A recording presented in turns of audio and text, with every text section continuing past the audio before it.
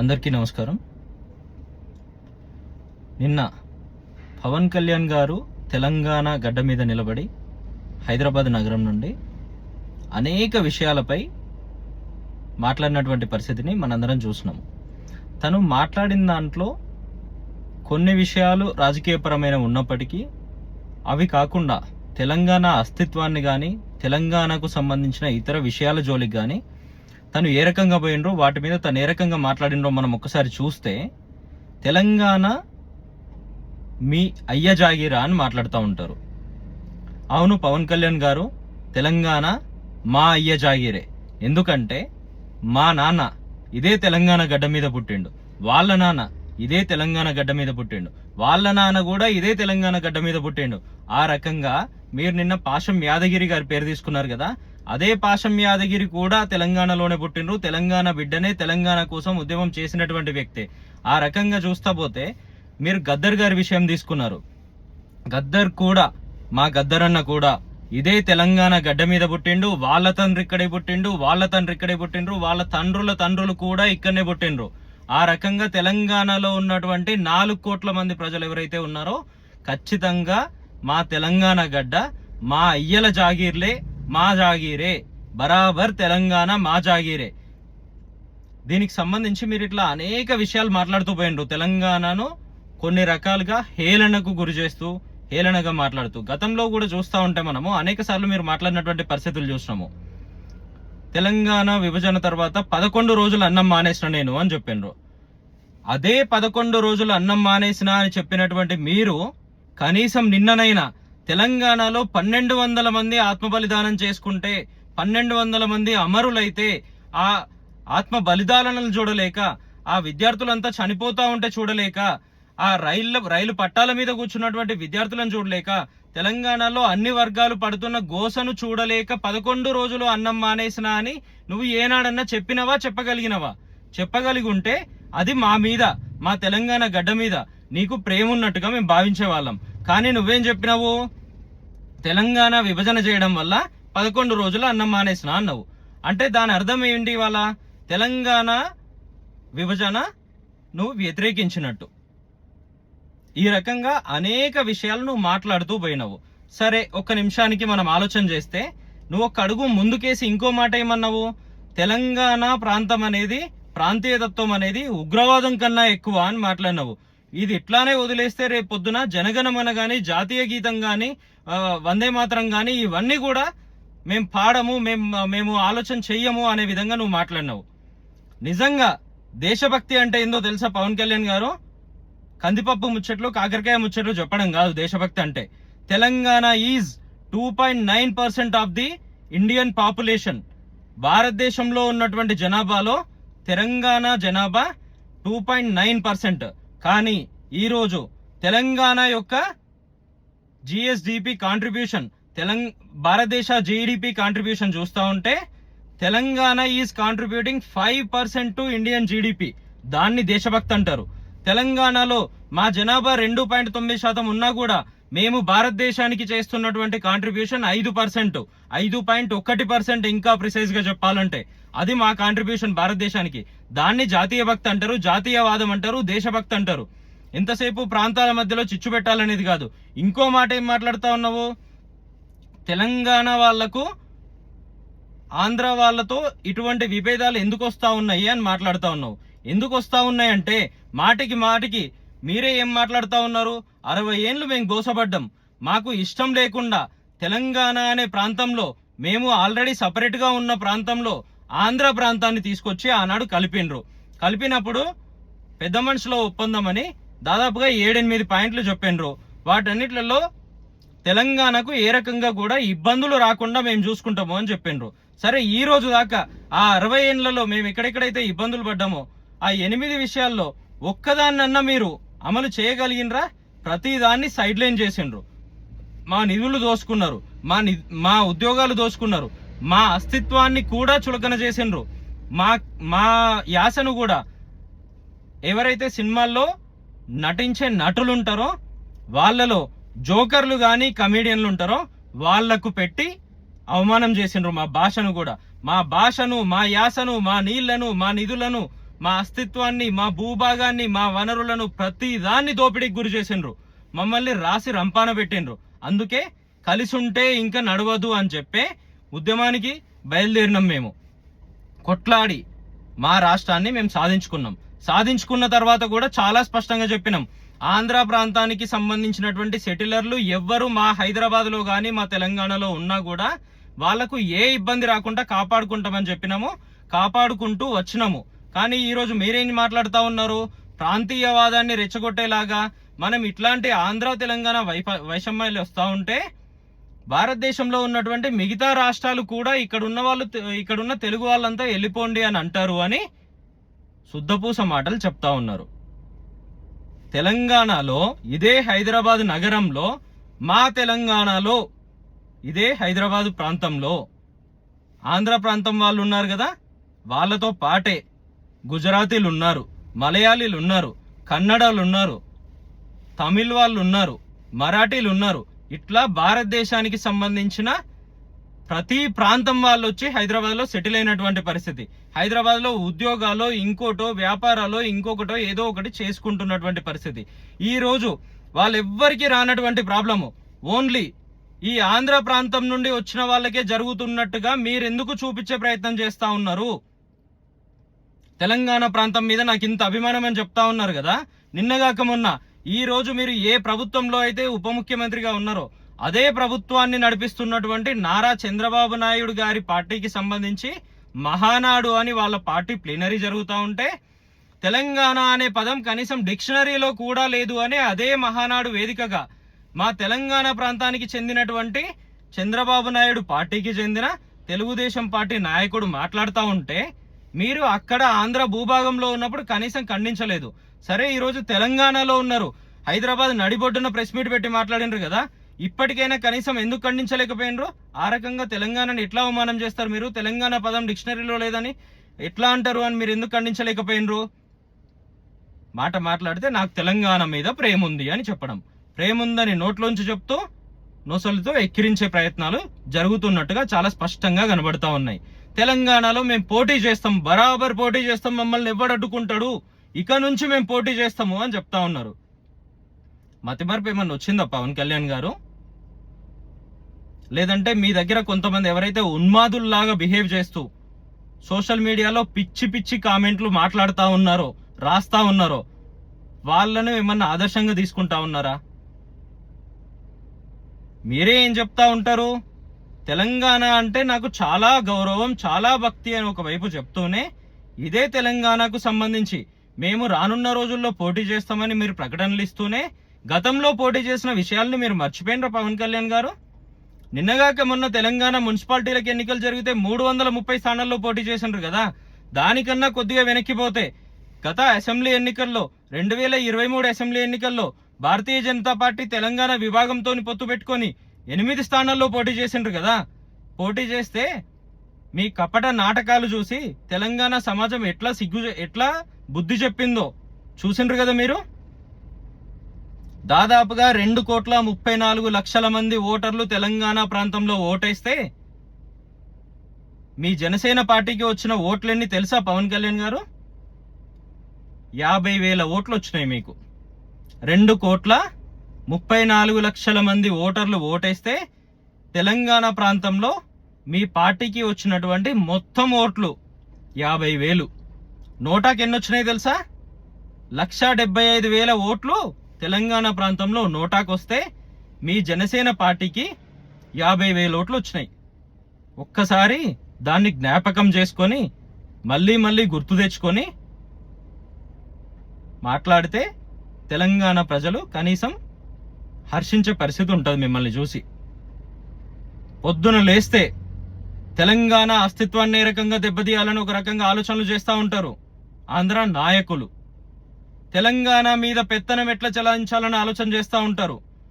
మేము విడిపోయినాం కదా, విడిపోయిన తర్వాత మీరు ఆంధ్రప్రదేశ్లో ఒక బాధ్యత నిర్వర్తిస్తూ ఉన్నారు కదా. ఆంధ్ర ప్రజలు అనేక విషయాల్లో ఇబ్బందులు పడుతున్న పరిస్థితులు ఉన్నాయి కదా, వాటి మీద ఆలోచన చేయండి, వాటి మీద దృష్టి పెట్టండి. అయినా సరే భారతదేశంలో ఏ నాయకుడైనా ఎక్కడైనా పోటీ చేయొచ్చు అనే ఒక లాజిక్ తీసుకొచ్చి చెప్తా ఉన్నారు కదా, పోటీ చెయ్యండి, బరాబర్ స్వాగతిస్తాం మేము కూడా. పోటీ చేస్తే, నిన్నగాక మొన్న ఏం జరిగిందో ఇప్పుడు చెప్పినా కదా లెక్కల్లో, 8 స్థానాల్లో మీరు పోటీ చేస్తే ప్రతి స్థానంలో 1% ఓట్లు వచ్చినాయి మీకు. 1% డిపాజిట్ రావాలంటే కనీసం 16% రావాలి, కానీ మీకు వచ్చింది 1%. పోటీ చేసిన ఎక్కడ కూడా కనీసం డిపాజిట్ వచ్చినటువంటి పరిస్థితి లేదు. దాన్ని కూడా ఒక అడుగు ముందుకేసి ఏం చేసిండ్రు, భారతీయ జనతా పార్టీ తరఫున అనేక బహిరంగ సభల్లో పాల్గొన్నారు. భారతీయ జనతా పార్టీ నాయకులను గెలిపించండి అసెంబ్లీ ఎన్నికల్లో అని చెప్పి. మీరు పాల్గొన్న ప్రతి చోట ప్రతి భారతీయ జనతా పార్టీ ఓడిపోయిండు. ఒక్క చోట కూడా కనీసం గెలిచినటువంటి పరిస్థితి లేదు. అంటే తెలంగాణ సమాజం మిమ్మల్ని ఏ రకంగా రిసీవ్ చేసుకుంది ఒక్కసారి ఆలోచన చేయండి. మరో విషయం, ఎన్నికలు, సీట్లు, పొత్తులు అనే విషయాల్లో బాగా తలదూరుస్తూ ఉంటారు కదా. 8 సీట్లలో మీరు పోటీ చేసిండ్రు కదా, అదే 8 సీట్లు ఎక్కడి నుంచి తీసుకున్నారు మీరు? కనీసం సీట్ షేరింగ్ కూడా ప్రాపర్గా చేసుకోలేకపోయినరు మీరు. భారతీయ జనతా పార్టీ ఎక్కడిచ్చింది మీకు 8 సీట్లు? కూకట్పల్లి ఒక్కటి పక్కన పెడితే, ఒకవైపు నాగర్ కర్నూల్, ఇంకోవైపు కోదాడ, ఇంకోవైపు తాండూర్, ఇవి కూడా పక్కన పెడితే మిగతా 4 ఎక్కడిచ్చిందండి మీకు? భారతీయ జనతా పార్టీకి కనీసం ఎంట్రీ కూడా లేనటువంటి ఖమ్మం జిల్లాలో వైరా మీరు పోటీ చేస్తారు, కొత్తగూడెం మీరు పోటీ చేస్తారు, ఖమ్మం మీరు పోటీ చేస్తారు, అశ్వారావుపేట మీరు పోటీ చేస్తారు. అంటే ఎక్కడ సీట్లు అడిగి తీసుకోవాలనో కూడా మీకు ఆలోచన లేదు. సరే, అది మీ పార్టీ ఇంటర్నల్ విషయం, ఎక్కువ దాని జోలికి పోను మేము. గతంలో నిన్నగాక మొన్న ఒక అనలిస్ట్ మాట్లాడినరు, ఒక విశ్లేషకుడు మాట్లాడినరు.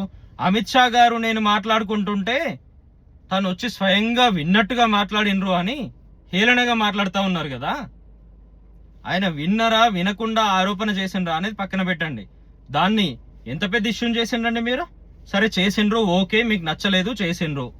కానీ నిన్నగాక మొన్న ఉప ముఖ్యమంత్రి పదవిలోకి రావడానికి కొద్ది రోజుల ముందు, అంటే ఆంధ్రప్రదేశ్ రాష్ట్రంలో ప్రతిపక్షంలో మీరున్నప్పుడు మీరు కూడా అనేక ఆరోపణలు చేస్తూ పోయినరు కదా.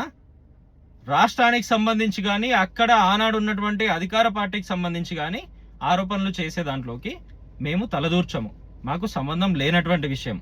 కానీ మీరు కనీసం శాసనసభ్యుడిగా లేకుండా, ప్రధాన ప్రతిపక్షంలో లేకుండా, అప్పటి వరకు ఒక్కసారి కూడా చట్టసభకు ప్రాతినిధ్యం వహించకుండా మీరేం చెప్తారండి?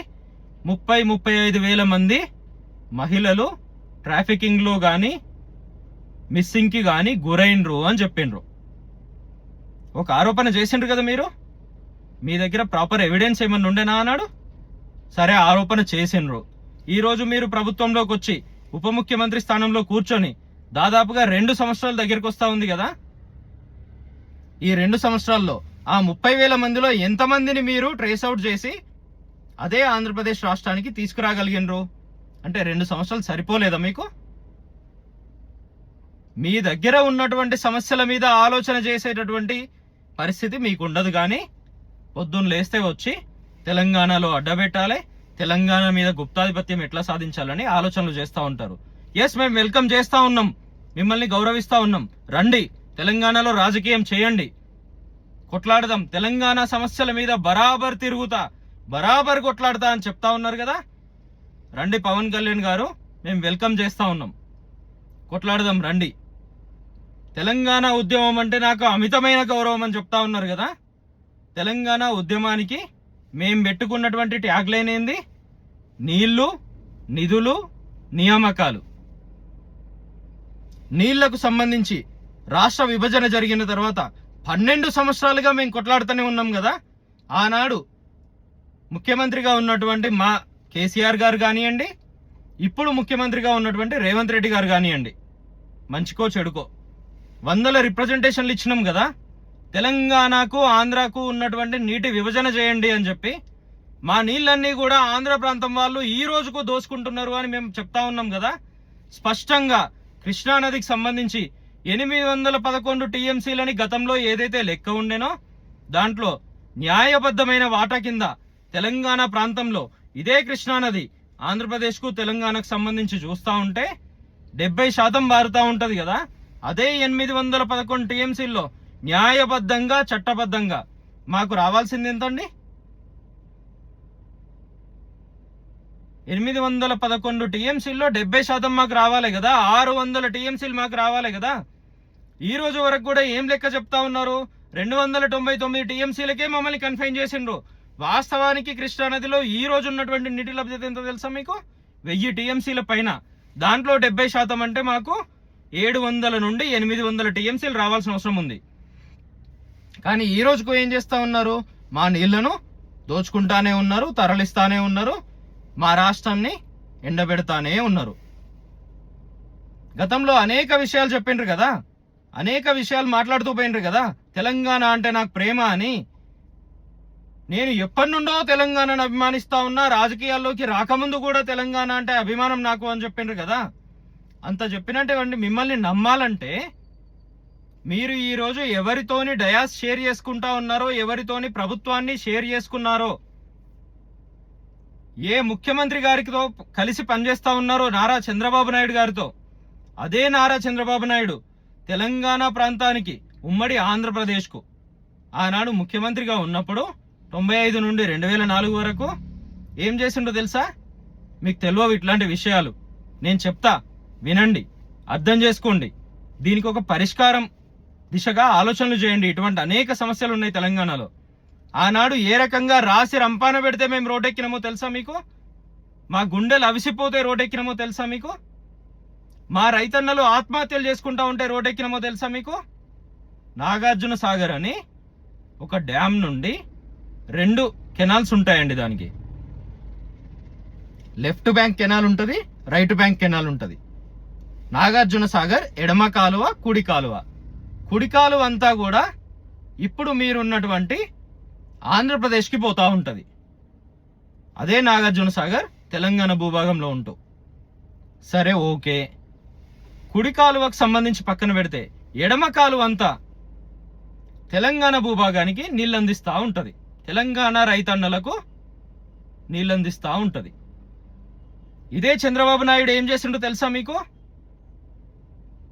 ఆంధ్ర ప్రాంతానికి ఒకటే నాగార్జున సాగర్ నుంచి నీళ్లు పోయే వాటికి రైతులు శిస్తు కట్టనవసరం లేదు.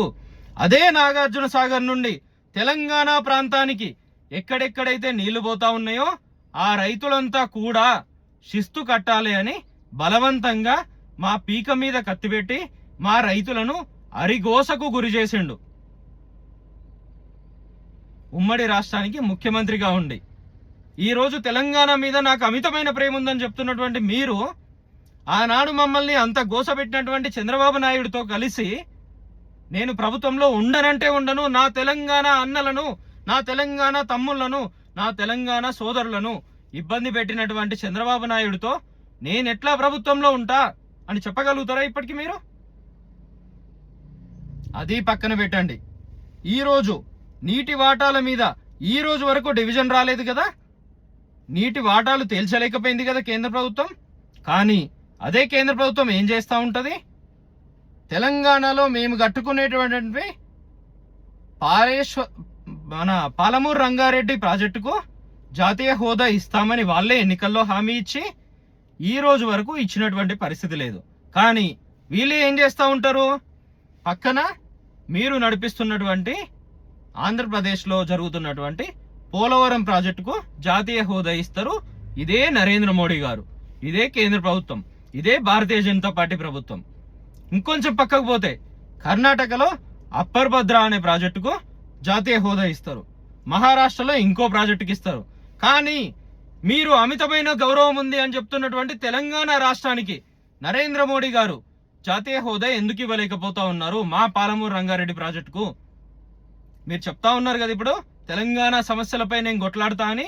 రండి, ఎక్కడైతే మా 1200 మంది అన్నాదమ్ములు ఆత్మహత్యలు చేసుకుంటే అమరవీరుల స్తూపం కట్టుకున్నామో వారి గుర్తుగా మేము అదే అమరవీరుల స్తూపం ముందు మీరు, నేను, మనతో పాటు కలిసి వచ్చేటువంటి మిత్రులంతా కలిసి నిరాహార దీక్ష కూర్చుందాం. రండి, స్పష్టమైన నీటి వాటాలు తేల్చండి అనే విషయం ఒకటి, మా ప్రాజెక్టులకు జాతీయ హోదా ఎందుకు ఇవ్వరు అనే విషయంలో ఒకటి. ఇవి తేలే వరకు ప్రాణ త్యాగానికైనా సిద్ధపడుతూ నిరాహార దీక్ష కూర్చుందాం రండి.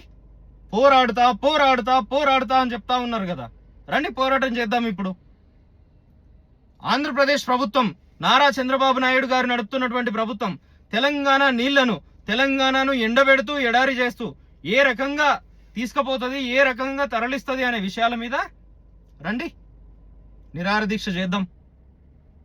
ప్రభుత్వం, చంద్రబాబు నాయుడు గారి ప్రభుత్వం, నరేంద్ర మోడీ గారి ప్రభుత్వం ఎట్లా దిగిరాదో చూద్దాం రండి. నీటి సమస్యలు పరిష్కారం అన్నా కావాలి, మనమన్నా నిరాహార దీక్ష చేస్తూ గతంలో మా కేసీఆర్ గారు ఏదైతే కాల్ తీసుకున్నారో తెలంగాణ విషయంలో, తెలంగాణ వచ్చుడో కేసీఆర్ సచ్చుడో అన్నట్టు ఆనాడు తెలంగాణ దిగి వచ్చిందా లేదా, అదే విధంగా ఈరోజు మనం కూర్చుందాం రండి. మీకు చంద్రబాబు నాయుడు గారి దగ్గరనే, అటువైపు నరేంద్ర మోడీ గారు కూడా దగ్గరనే కదా. ఈరోజు మీరు కూర్చుంటే తెలంగాణకు సంబంధించి ఈ సమస్య ఎందుకు సాల్వ్ కాదు చెప్పండి, రండి చేద్దాం. ఇటువంటి వాటికి రారు మీరు. పొద్దున్న లేస్తే హైదరాబాద్ నగరంలో కూర్చోవాలి, లేదంటే అమరావతిలో కూర్చోవాలి. తెలంగాణ వాళ్ళ కళ్ళుబడి కోనసీమ కొబ్బరి చెట్లు ఎండిపోయినాయని తెలంగాణను హేళన చేయాలి. తెలంగాణ మీద గుప్తాధిపత్యం సాధించడానికి ఇక్కడ కూడా మేము ఎన్నికల్లో పోటీ చేస్తాము అని ప్రగల్భాలు పలకాలి. ఎవరి కోసం మీరు పనిచేస్తున్నారు పవన్ కళ్యాణ్ గారు? మీరంటే తెలంగాణ ప్రజలకు అమితమైన గౌరవం ఉంది, దాన్ని కాపాడండి. మీకు నచ్చిన విషయాలు మాత్రమే స్పందిస్తా అన్నట్టుగా కాకుండా, అదే మహానాడు వేదిక మీద మాట్లాడినటువంటి బక్కని నరసింహులు అనే తెలుగుదేశం పార్టీ నాయకుడు చేసినటువంటి తెలంగాణ పదం డిక్షనరీలోనే లేదు అన్న దాని మీద కూడా నోరు విప్పండి మీరు. ఏ రకంగా అయితే నిన్నగాక మొన్న నారా లోకేష్ గారు కూడా స్టేట్మెంట్ ఇచ్చిండ్రో, మేము తెలంగాణలో పార్టీని విస్తరింపజేస్తామని, అదే విధంగా మీరు కూడా రావచ్చు, తెలంగాణ రాజకీయాల్లో వేలు పెట్టొచ్చు, తెలంగాణలో ఎన్నికల్లో పోటీ చేయొచ్చు, మేము వెల్కమ్ చేస్తాం. కానీ మా అస్తిత్వాన్ని దెబ్బతీసే విధంగా, మా ఆత్మగౌరవాన్ని తక్కువ చేసే విధంగా మాట్లాడితే మాత్రం సహించే పరిస్థితి అస్సలే ఉండదు. తెలంగాణ మీ అయ్య జాగీరా అని మాట్లాడినరు కదా, ఎస్ బరాబర్ మా అయ్య జాగీరే, మా తెలంగాణ వాదులందరి అయ్య జాగీరే, మా తెలంగాణ భూమిపుత్రులందరి జాగీరే, మా తెలంగాణ. మేము కష్టపడ్డాం. మేము ఏ రకంగా అయితే నెత్తురు గారుతున్నా కూడా లెక్క చేయకుండా ఉద్యమం చేసినాం. దోపిడీకి గురైనటువంటి మా వర్గాలన్నిట్లను కాపాడుకోవడానికి గతంలో ఏదైతే బలవంతంగా ఆంధ్ర ప్రాంతాన్ని తెచ్చి మా మీద రుద్దినరో, ఆ ఆంధ్ర ప్రాంత నాయకులు ఆనాడిచ్చిన హామీలను తుంగలోకి తొక్కినరో, వాటి వల్ల మేము ఎడారైనామో, మా గొంతులు ఎండినాయో, మా రైతులు ఆత్మహత్యలు చేసుకున్నారో, తినడానికి తిండి లేని పరిస్థితికి మేము పోయినామో, వాటిని చూసి తట్టుకోలేక సెల్ఫ్ సఫిషియెంట్గా ఉండాలని చెప్పి పాతగా గతంలో ఏదైతే మేము తెలంగాణ అని స్వతంత్రంగా ఉన్నామో ఆ రకంగా ఉండాలని విభజన కోరినాం. మీరు ఆనాడే ఎడమ కాలువకు ఒక లెక్క, కుడి కాలువకు ఒక లెక్క అనే ఆలోచనలు చేయకపోతే విభజన మేము అడిగే పరిస్థితి రాకపోతుండేనేమో కదా. అదేవిధంగా తెలంగాణలో నీళ్లను, నిధులను, ఉద్యోగాలను వీటన్నిట్లను దోసుకోకపోతే, చెరబట్టకపోతే ఈ పరిస్థితులు రాకపోతుండే పవన్ కళ్యాణ్ గారు. మనం అందరం కలిసే ఉండేవాళ్ళము, మంచికో చెడుకో భరిస్తూనే ఉండేవాళ్ళం, మేము ఇంకా కలుపుకునే వాళ్ళము. మరొక్క విషయాన్ని కూడా మీరు గుర్తుపెట్టుకోవాల్సిన అవసరం ఉంది. ఈరోజు ఈ 12 సంవత్సరాల వ్యవధిలో ఏ ఒక్క ఆంధ్ర ప్రాంత సెటిలర్ను కూడా మేము దూషించలేదు, మేము తప్పుగా మాట్లాడలేదు, మా ప్రాంతంలో ఎందుకుంటున్నారని అడగలేదు. ఆనాడే ఉద్యమ నాయకుడిగా ఉన్నటువంటి మా నాయకుడు కేసీఆర్ గారు ముఖ్యమంత్రిగా బాధ్యతలు తీసుకున్న తర్వాత ఇక్కడ ఉంటున్నటువంటి ఆంధ్రులకు నొప్పి కలిగితే నా పంటితో పీకుతా అని చెప్పిండ్రు. అంత గౌరవం ఇచ్చినాం, మేము అంత గొప్పగా కాపాడుకున్నాం. మాట మాట్లాడితే తెలంగాణను చిన్నగా చూసే విధంగా మీరు కానీ మీ దగ్గర ఉన్నటువంటి నాయకులు కానీ రెచ్చగొట్టే విధంగా మాట్లాడుతూ ఉన్నారు. ఇకనైనా ఇట్లాంటివి మానండి. ఇందాక చెప్పినట్టుగా మీరు ఇక్కడ పోటీ చేయాలనుకుంటేనో, ఇక్కడ పని చేసుకోవాలనుకుంటేనో, ఇక్కడ కష్టపడాలనుకుంటేనో, ఇక్కడ అధికారం లాంటి దూరమైన ఆలోచన ఏదన్నా మీకుంటే, ఇక్కడ రాజకీయాలు చేయాలనుకుంటే ముందు ఆ 11 రోజులు అన్నం తినలే అనే దానికి క్షమాపణ చెప్తూ రండి. మా ట్యాగ్ లైన్ ఏదైతే నీళ్లు, నిధులు, నియామకాలు ఉందో దాంట్లో మొదటిదైనటువంటి నీళ్ల మీద పోరాటం చేద్దాం. తెలంగాణకు హక్కుగా రావాల్సినటువంటి నీళ్లను మనమే తీసుకొని సాధించి పెడదాం. మన తెలంగాణ రైతన్నలను కాపాడుకుందాం పవన్ కళ్యాణ్ గారు.